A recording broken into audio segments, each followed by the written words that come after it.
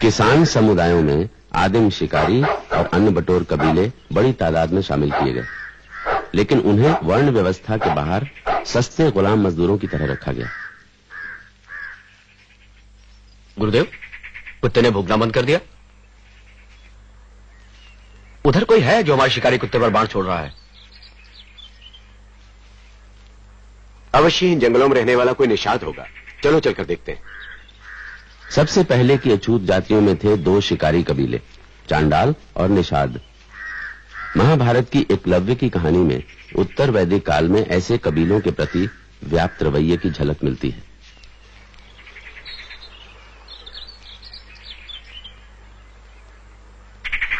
बाण से कुत्ते का मुंह बंद कर दिया गया है।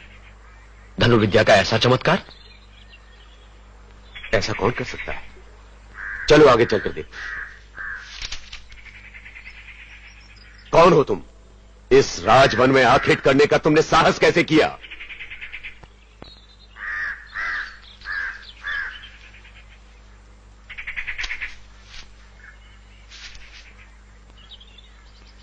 गुरुदेव, मुझे आपका आशीर्वाद चाहिए।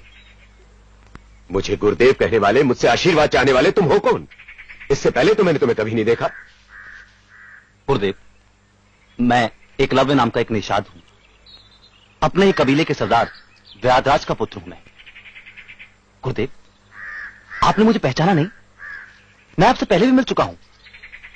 10 वर्ष पहले मैं आपके पास शिष्य बनने आया था। तब आपने मेरी प्रार्थना को ठुकरा दिया था।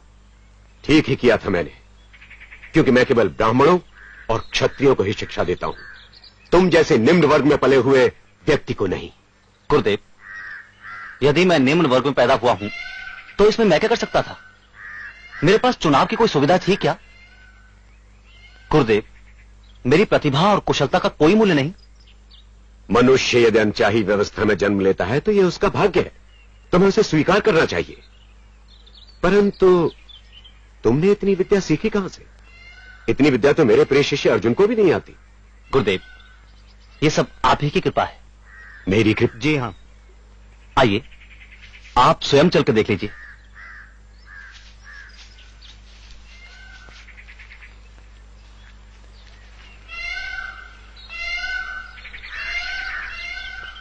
गुरुदेव, ये मैंने आपकी प्रतिमा बनाई है।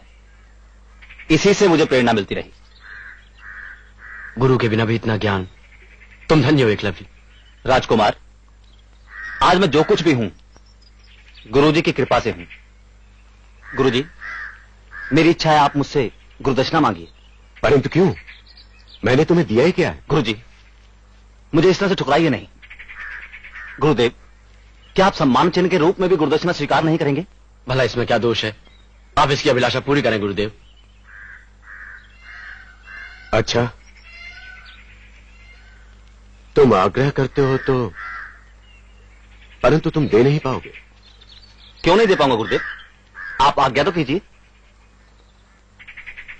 रहने दो, तुम दे नहीं सकोगे। क्यों नहीं दे पाऊंगा गुरुदेव?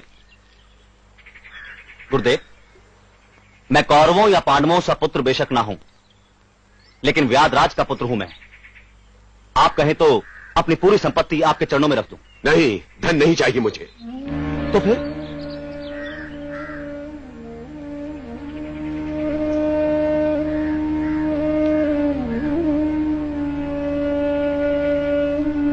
तो सुनो,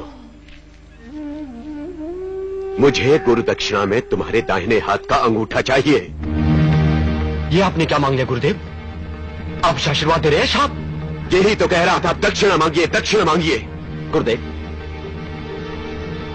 मैं आपको अपना अंगूठा जरूर दूंगा, लेकिन एक प्रश्न पूछूं? कैसा प्रश्न? गुरुदेव, क्या कभी आप अपने इस अर्जुन से उसका हाथ मांग सकेंगे? क्या कभी भीम से उसकी भुजा मांग सकेंगे? और मांगेंगे भी तो क्या वो देंगे? फिर आपने मुझसे मेरा अंगूठा क्यों मांगा? गुरुदेव, क्या आप अपने ही हाथों अपने शिष्य की हत्या नहीं कर रहे? ठीक है, तो मत दो और चलते बनो। नहीं गुरुदेव, नहीं, मैं आपको गुरु दक्षिणा अवश्य दूंगा।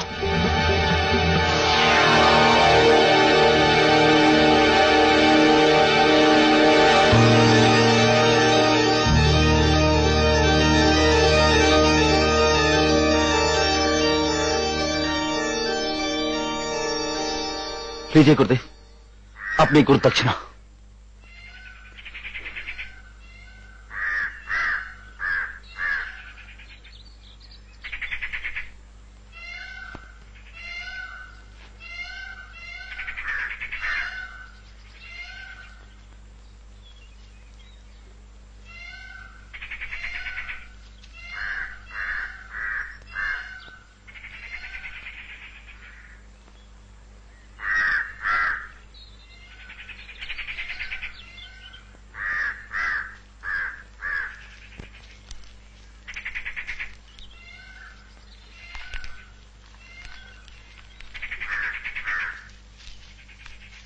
ये क्रूरता क्यों गुरुदेव? धर्म की व्यवस्था के लिए।